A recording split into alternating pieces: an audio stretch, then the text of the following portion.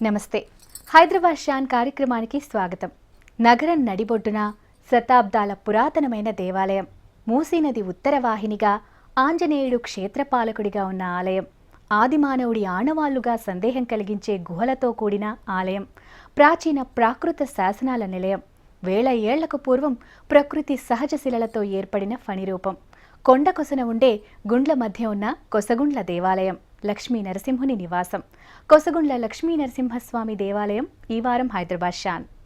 Dilsukh Nagar area అనంగానే మస్తు traffic గుర్తొస్తుంది. పొద్దుగాల, మధ్యాహ్నం, సాయంత్రం, పొద్దుకి ఎప్పుడువో గిడ ట్రాఫిక్ ఉంటనే ఉంటది. గట్లాంటి ఏరియాలనే ఉంది గీ గుడి. దిల్సుఖ్ నగర్ నుంచి కొంచెం ముందుకు ఓంగనే వచ్చే చైతన్యపురిలా ఈ గుడి మస్తు ఫేమస్. అయితే గిప్పటిదాకా చెప్పుకున్న ట్రాఫిక్ అనేది గీడ అస్సలు కనబడదు. గా లొల్లి కూడా వినబడదు. మస్తు ప్రశాంతంగా ఉంటది. ఈ గుడి ఉన్న కొండ మీదికి ఎక్కితే చుట్టూ పచ్చని వాతావరణం, దూరంగా కనబడే నగరం, అసలు మనం సిటీ మధ్యలోనే ఉన్నామా అని అనుమానం వచ్చేటట్టు చేస్తాయి. ఇంత చక్కని గుడి ఎప్పటిది? దీని ప్రాముఖ్యత ఏందో తెలుసుకోవాలంటే 3వ శతాబ్దం కాలం నాటికి పోవాలి. 3వ శతాబ్దం కాలంలో చైతన్యపురి ప్రాంతాన్ని ఏలిన విష్ణుకుండినిలో ఈ గుడిని కట్టించిండ్రని తెలుస్తుంది. ఆదిమానవుడు ఉన్నట్లాంటి గృహలు కూడా ఈ గుండ్ల మధ్యలున్నాయి. ఇక ముచుకుందుడనే మహర్షి గీడ తపస్సు చేసిండని కూడా స్థల పురాణంలుంది. నరసింహ క్షేత్రాలన్నింటిలోకెల్లా అతి ప్రాచీనమైనదిగా చెప్తున్న ఈ క్షేత్రం గురించిన వివరాలు ఎలా బయటకొచ్చాయి? ఆ కాలం నుండే ఈ గుడిలో నిత్యారాధనలు ఉన్నాయా, లేకపోతే ఈ మధ్య కాలంలో ఎవరైనా కనుగొన్నారా? 3వ శతాబ్దానికి చెందిందనడానికి ఆధారాలేమైనా ఉన్నాయా? ఈ గుడి ఇప్పుడు చూస్తే ఎంతో అందంగా కనబడుతుంది కదా, కానీ 35 ఏండ్ల కిందట ఈ జాగా గిట్లుండకపోయేదట. కొండ మీద రాళ్ల మధ్యల గుడి, గది కూడా రాతి కొండల మధ్యల ఓ మనిషి పోయేటట్టు ఉండేది. గుడి లోపలికి ఓనికి కూడా రాకుండా రాళ్లతోని మూసేసిండ్రు. శ్రీ లక్ష్మీనరసింహస్వామి వారు అతి ప్రాచీనమైనటువంటి చైతన్యపురిలో ఉన్న ఒక గుట్టపైన మహాశిల క్రింద ఉన్న గుహలో స్వయం ప్రకాశకులైనారు. గీడ కనబడుతున్న అయ్యగారి పేరు కోమండూరి శేషాచార్య. గీనే గీ గుడికి పునర్ప్రతిష్ఠ చేసిండు. ఒకరోజు గీన కలల నాగుపాము కనబడ్డదట. గది గీ గుళ్ళకు పోయి మాయమైందట. గా మాయమైన చోట లక్ష్మీ నరసింహస్వామి కనబడ్డడట. తెల్లారి లేచినాక ఏమైతే అయ్యిందని గుట్టెక్కి గుడి దగ్గరికి పోయిందట. లోపలికి ఓనికి అడ్డం పెట్టిన రాళ్లు తీస్తుంటే చుట్టుపక్కలున్నోళ్ళు గట్ల ఓతే బతకరని వద్దని చెప్పిండ్రట. అయితే దేవుడు భక్తుల్ని కాపాడతాడు గాని సంపడు అనుకుంటా లోపలికి పోతే నిజంగానే లక్ష్మీ నరసింహస్వామి కనబడ్డాడు. ఈ ప్రాచీనమైనటువంటి దానిని గుహను 1981లో నేను పునఃప్రతిష్ఠ చేశాను. నాకు ఈయన సర్పరూపంలో నాకు స్వప్నంలో రావడము, తెల్లవారితే శనివారం అనగా ఈ ఘట్టం జరిగింది. ఒక కొబ్బరికాయ తీసుకొని గుహలోపలికి వెళ్ళి పరిశీలించినాను. ఎక్కడ స్వామివారు ఏమైనా కనపడతారా అని. అంతటా పరిశీలించిన తర్వాత స్పర్శమైనటువంటి బొట్టు గుర్తు మాత్రం కనపడింది. ఈ గుహలో గుడి ఎప్పటి నుండి ఉందో ఇక్కడ ఉన్న వారికి తెలియదు. 80వ దశాబ్దంలో ఈ ప్రాంతం మొత్తం దట్టమైన చెట్లతో అడవిలాగే ఉండేది. తరాలుగా ఈ దైవాన్ని నమ్మినవారు దూర ప్రాంతాల నుండి వచ్చి మొక్కులు తీర్చుకునేవారు. కానీ దీని గురించిన వివరణ మాత్రం చెప్పలేకపోయేవారు. అప్పుడే ఓ అద్భుతం జరిగింది. గృహల లక్ష్మీ నరసింహస్వామి రూపం కనబడుతోటి రోజు దీపం పెట్టుడు షురు చేసిండు. మొదట్లా గీ గృహ గింత పెద్దగుండేది కాదు. ఒక్క మనిషి పట్టేంత సందే ఉండేది. అయితే గృహను కొంచెం తొలిపించిండ్రు. ముందు మండపం కట్టిండ్రు. మెట్లు మంచిగా చేసిండ్రు. ధ్వజస్తంభం పెట్టించిండ్రు. ఆండాళ్ళు, ఆల్వార్ల విగ్రహాలు, నాగదేవత విగ్రహాలు పెట్టి పూజలు మొదలైనయి. రాతి కొండలతోని సహజంగా ఏర్పడ్డ గృహను అట్లే ఉంచి పూజలు చేసేటోళ్ళు. గిట్లా కొన్ని రోజులు గడిచినాక గృహ ఉన్న పెద్ద రాతికొండ ఇగో గిదే. దీని మీద ఓ దగ్గర ఏవో అక్షరాల లెక్క కనబడ్డాయి. దగ్గరకు పోయి బాగా పరీక్ష పట్టి చూసిండ్రు. కానీ అవేం అర్థం కాలేదు. ఈ అయ్యగారు చదువుకునే టైంలా శాసనాల సబ్జెక్టు మీద చదువుకున్నాడట. అందుకే గిదేదో శాసనమే అయ్యి ఉంటదని తన దోస్తైన పురావస్తు శాఖ డిప్యూటీ డైరెక్టర్ గా పనిచేస్తున్న పరబ్రహ్మ శాస్త్రి గారికి చెప్పిండ్రు. గాయనొచ్చి గీ శాసనాన్ని చూసిండు. ఆ నరసింహస్వామి మొట్టమొదట్లో అక్కడ ఉన్నట్టుగా వాళ్ళు భావన చేశారు. అక్కడ కొండ రాయి కింద ఒకటి ఉంటుంది, కొంచెం పైన ఒక పెద్దదిగా ఉంటుంది. అక్కడ ఉండేటువంటి టోపోగ్రఫీ చూపుతున్నాను. అది ఆ గుండు మీద ఉన్నటువంటి ఆ శాసనాన్ని ఆయన గమనించి అది మాకు చెప్పాడు. సరే నేను వెళ్ళేసి దాన్ని తీసుకొచ్చి చదివి ఏదో కొంత చేసినాను. అది చాలా రోజులు శ్రమపడవలసి వచ్చింది. ఇప్పుడు ఇక్కడ ఉండేటువంటి ఈ శాసనంలో ఒక జైన గోవిందరాజు అనేటువంటి రాజు నిర్మించినటువంటి బౌద్ధ ఆరామం అన్నమాట. అది ఆ విధంగా తయారైనటువంటి ప్రదేశం ఇది. రాతిశిల మీద చెక్కిన ఈ శాసనం హైదరాబాద్లో దొరికిన మొట్టమొదటి ప్రాకృత శాసనం.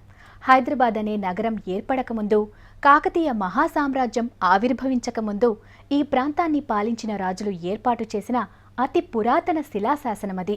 గృహ ఉన్న రాతి శిల మీద ఎత్తుల రాసిన గీ శాసనం చదువుడు మస్తు కష్టమయ్యిందట. కర్రలతోని మంచెలాంటిది కట్టి దానిమీద నిలబడి ఈ శాసనంలోన్న అక్షరాలను అచ్చుగుద్దినట్టు రాసుకుండు శాస్త్రిగారు. గా తర్వాత వాటి మీద పరిశోధన చేసిండు.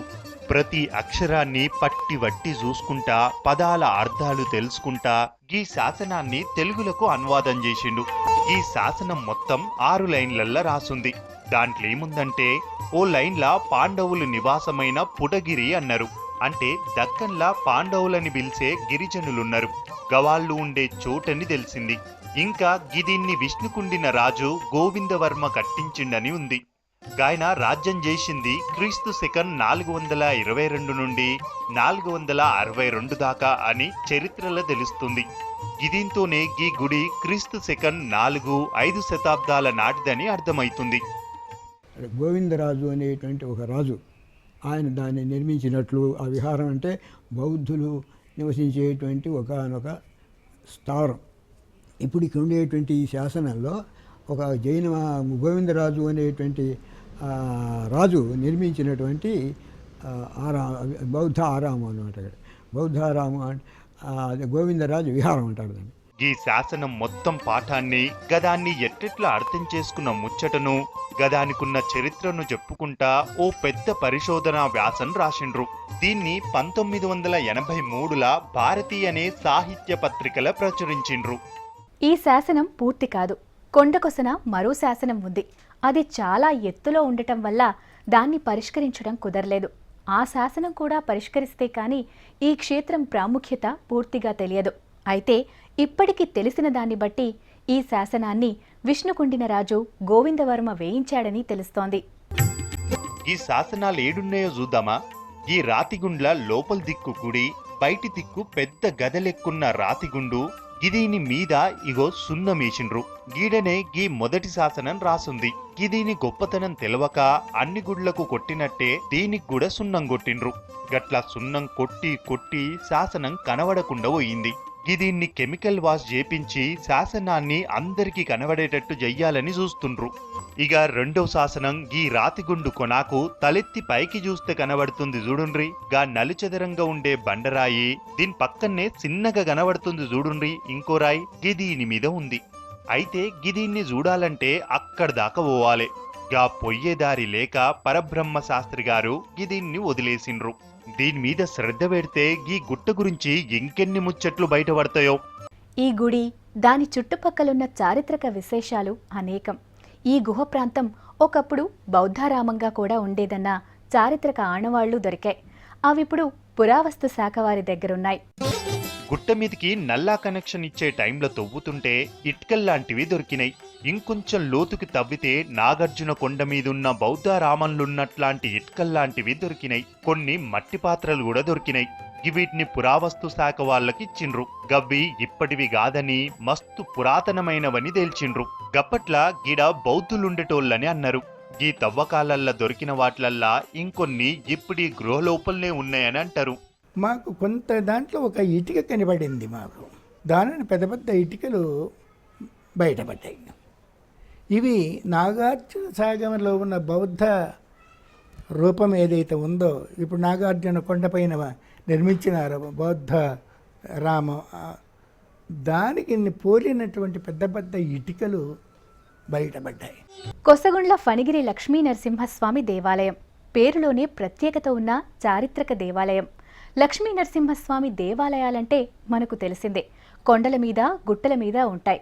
గుహల్లో ఉంటాయి. అయితే మరి దీనికి ఫణిగిరి అని పేరెందుకొచ్చింది? కొసగుండ్లు అంటే ఏంటి? ఈ గుండ్లు చూసిండ్రా? కింది నుండి మీద్దాకా ఒక్కటే గుండ్లు, ఒకదాని మీద ఒకటి పేర్చినట్టు ఎంత సక్కగున్నాయో గదా. గిట్లా కొండ మీద్దాకా ఉన్న గుండ్లతోటి కొండ కొసాకు ఉన్న గుండ్ల మధ్యలా ఈ గుడి ఉంది కాబట్టి కొసగుండ్ల అని పిలుస్తారు. గుడున్న గుండ్రాయి చూసిండ్రా? గిదీని పక్కన కనబడుతుంది చూడుండ్రి, సన్నంగా పొడుగ్గా పాము పడిగెత్తినట్టు. గిదే పనిగిరి, పాములెక్కున్న కొండ అని అర్థం. దీనిని బాగా పరిశీలించినట్టయితే క్షేత్రాన్ని నాగరూపంలో ఉంది, ఓ ఫణి రూపము. పుడగిరి అని శాసనంలో ఉంది, దానిని ఫణిగిరిగా తలంచడమైంది. నాగరూప అనేటటువంటి ఒక శాసనంలో కూడా కొన్ని అక్షరాలు మాకు విదితమైనవి. ఇక గుళ్ళెగూడ లక్ష్మీ నరసింహస్వామి పక్కన 5 తలకాయల పాము బొమ్మ కూడా చెక్కి ఉంది. గట్లగూడ దీన్ని పనిగిరి అంటారు. ఈడ క్షేత్రపాలకుడు ఆంజనేయుడు. గుడి కింది దిక్కు పెద్ద రాతిగుండు మీద ఆంజనేయుడు ఉన్నాడు. ఆంజనేయుడు ఎక్కడైనా దక్షిణం దిక్కు చూస్తున్నట్టుంటాడు, కానీ ఇక్కడ తూర్పు ఉత్తరం దిక్కులు చూస్తున్నట్టుగా ఉంటాడు. గిట్ల ఉంటే సర్వ సంపదలకు శుభాలకు నిలయమని అంటారు. ఈ కొండకు ఉత్తర వాహినిగా ప్రవహిస్తూ మూసీ నది కనిపిస్తుంది. గుడి వెనక దిక్కుకు వెళ్లి చూస్తే నది మధ్యలో ఉన్న శివాలయం కనిపిస్తుంది. ఈ గుడిలో తపస్సు చేసిన ముచుకుందుడు ఈ శివాలయంలో పూజలు చేసేవాడని ఇక్కడి వారు చెప్తారు. గుడికి వెనక దిక్కు నుంచి చూస్తే ఒకప్పుడు సజీవంగా పారిన మూసి ఇప్పుడు పిల్ల కాల్వ లెక్క కనబడుతుంటది. ఇక దీని చుట్టూ పచ్చని పరిసరాలు కనబడతాయి. ఇక నది మధ్యలున్న శివాలయం చూడంగానే ఆశ్చర్యపోతాం. ఈ శివాలయంలా పానవట్టం తూర్పు దిక్కుంటది. రాతి బండల మీద త్రిశూలం ఢమరుకొం చేతుల పట్టుకున్న ఓ విగ్రహం కనిపిస్తది.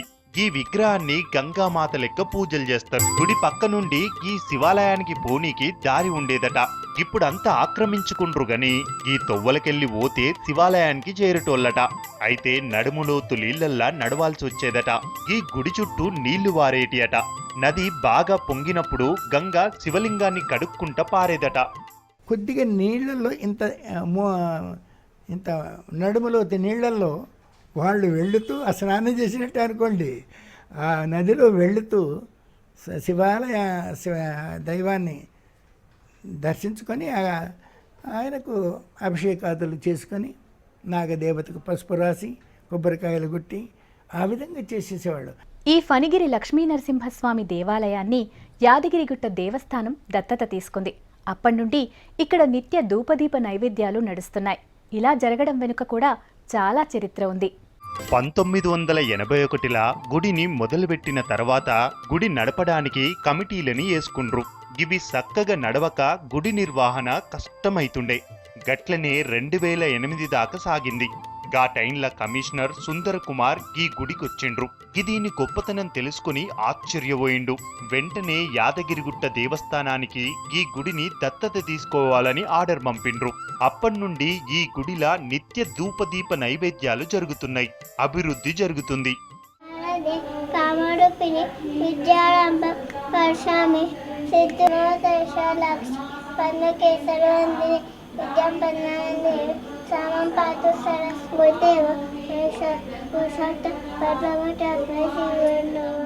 మూల విరాట్టు నరసింహస్వామి కాబట్టి ఇక్కడ నరసింహ జయంతి అత్యంత వైభవంగా జరుగుతుంది. ఆ సమయంలో 500 మంది జంటలకు కళ్యాణం, ప్రత్యేక పూజలు జరుగుతాయి. వైశాఖ మాసంలో వచ్చే నరసింహ జయంతి మస్తు వేడికగా జరుగుతుంది. ఈ రోజు మహాకుంభం అభిషేకాలు చేస్తారు. లక్ష్మీ సుదర్శన యాగం చేస్తారు. ఈ రోజు గీడికొచ్చే భక్తులకు ప్రత్యేక పూజలు అందుబాటులుంటాయి. బీజాక్షర రూపం, సుదర్శన రూపం, పురుష దైవత్వం, స్త్రీ దైవత్వం, భూదైవత్వం అనే మంత్ర రూపాలతోని స్వామివారిని ప్రసన్నం చేస్తారు. అన్నదాన కార్యక్రమాలు చేస్తారు. నిత్యం ఉదయం సాయంత్రం పూజలు, పర్వదినాలల్లా ప్రత్యేక పూజలు చేస్తారు. అడుగడుగునా విశిష్టతతో కూడిన ఈ దేవాలయం ఇంకా అభివృద్ధి చెందాల్సి ఉంది. ఈ దేవాలయంలో ఉన్న 2వ శాసనం తర్జుమా చేస్తే దీని విశిష్టత ఇంకా తెలుస్తుంది. ఇలాంటి చారిత్రక ప్రదేశాలను దర్శించడం వల్ల, దాని గురించిన విశేషాలు తెలుసుకోవడం వల్ల మన మూలాలు తెలుస్తాయి. ఇది ఇవాల్టి షాన్. వచ్చే వారం మరో చారిత్రక విశేషంతో మళ్ళీ కలుద్దాం. నమస్కారం.